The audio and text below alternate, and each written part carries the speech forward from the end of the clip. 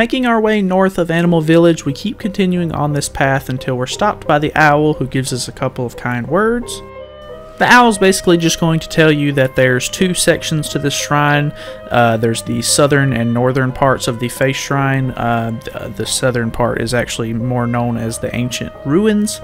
So we're pretty much just going to keep heading on to the right, and there's like this little maze that we come across, but just keep sticking to the bottom right as much as possible, and we'll make our way into the ancient ruins.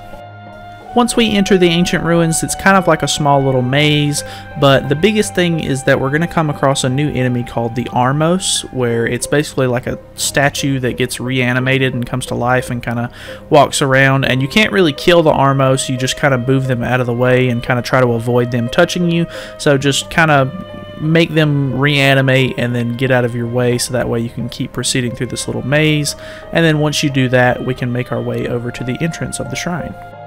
Once you enter into the shrine, there's actually two pots right here, both of them containing arrows, which you would think would be a nice indicator at what you would need in order to take out the Armos Knight in the next room, but it's actually just a free couple of arrows, as I tried everything I could possibly imagine to try and hurt this thing, and I couldn't seem to get a hang of it.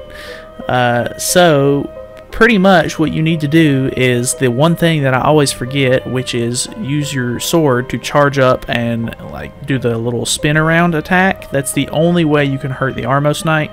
I tried literally everything to the point to where I was almost dead and had to look it up because I don't know, it was just not what I was expecting to have to do.